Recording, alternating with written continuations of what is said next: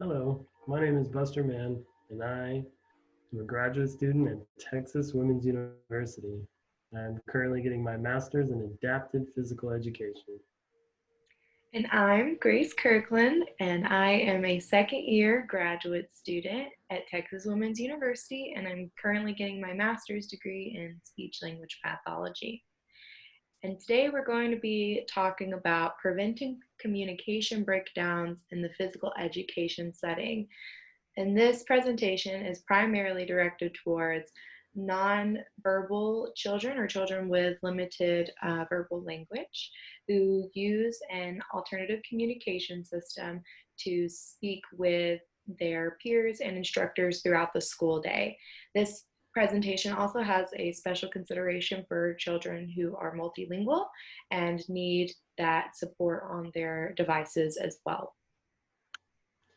The purpose of this presentation is to aid current and future educators across the fields of physical education and speech and language pathology in overcoming potential hurdles for students who use AACs in physical education.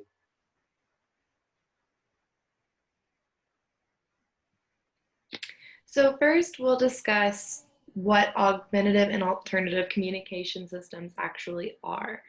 So these are systems that help individuals with limited verbal language communicate. They can range from very low tech, like a pen and paper or pieces of paper that are interchangeable on a board, to more high tech systems that actually generate speech for the student and look a lot like iPads with various different language functions throughout it. And with these systems, it's really important to know that consistency is key. You want your students to be using the same language system in all environments throughout the school day so that they keep their language consistent.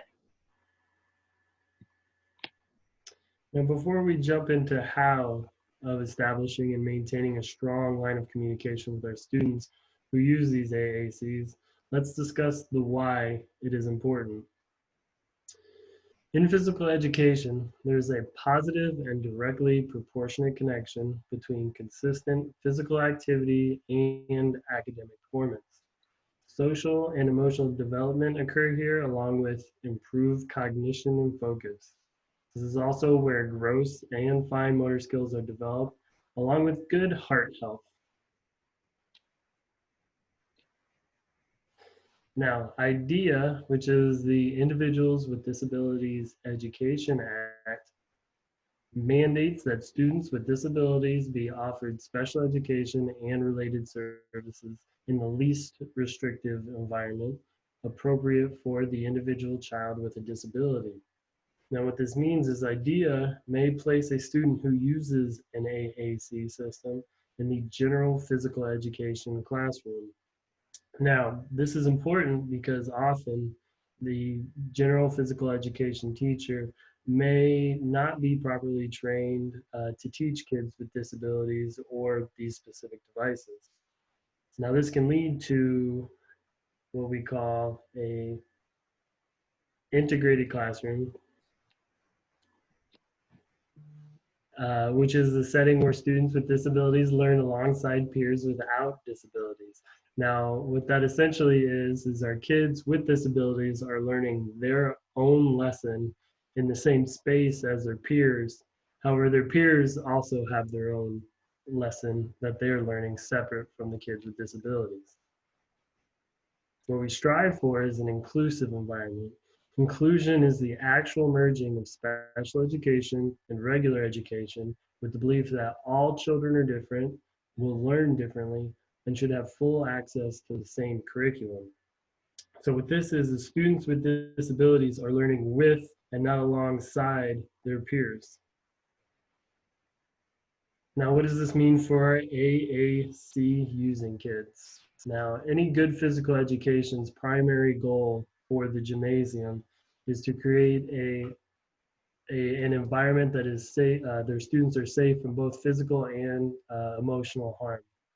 Now, with these AAC devices, there's potential in physical harm in that kids who wear them while being physically active could potentially hurt themselves or others. If they're, say, doing a jumping jack, it could come up, whack them in the face, cause a bloody nose.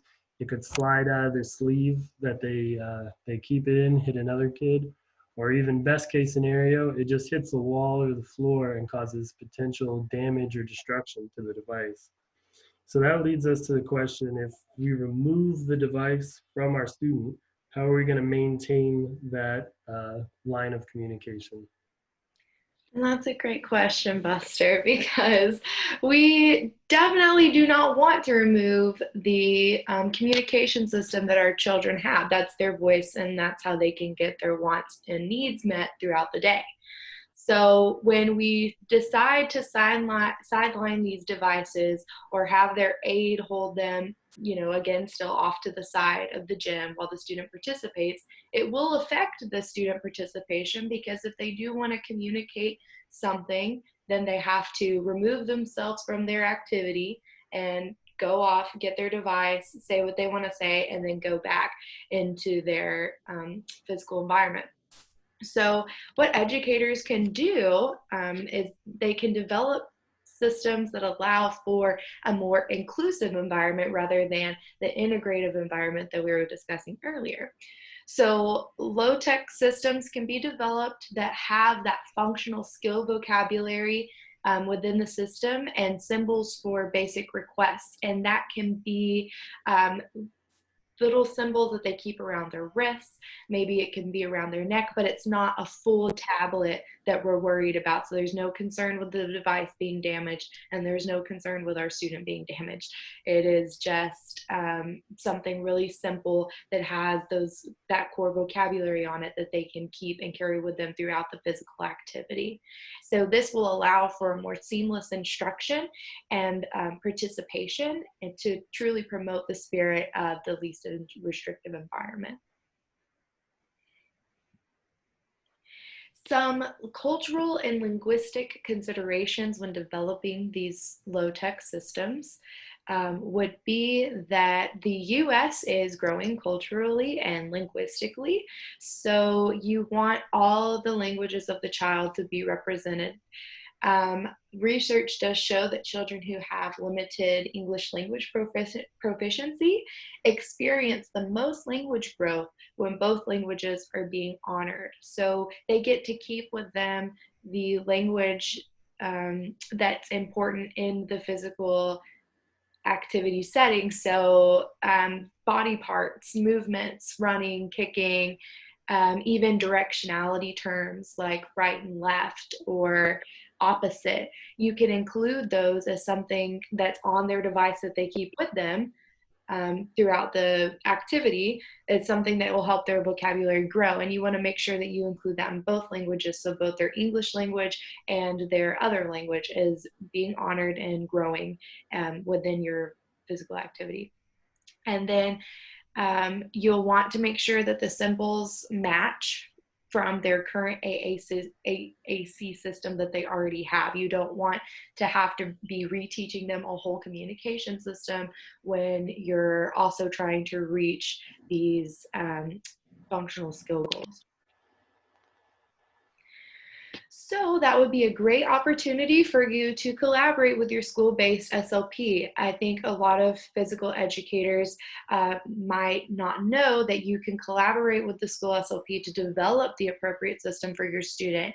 Reach out and say, hey, there's a concern that this device is not really allowing them to be included in our physical activities. So what can we do? And together y'all can build a system with that core vocabulary that's important to you, that are related to your physical activities, and that will also be adapted so that the child can participate fully in the activities you have planned.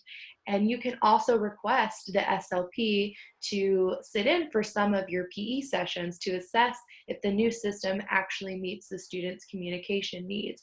The SLP will help make any adjustments necessary to the system. And so the collaboration there can be really important to the success of the student in this setting. So in conclusion, utilizing your SLP resources and even just being aware of the considerations for an adaptive communication system in a physical education setting, it will promote the true spirit of the least restrictive environment. Not all students are going to need to have an adaptive communication system, but if it is becoming an issue to where it's affecting participation, then just knowing you have these options and being aware of them will really help you and your student excel. Stay healthy, stay active. Thank you guys. Thank you.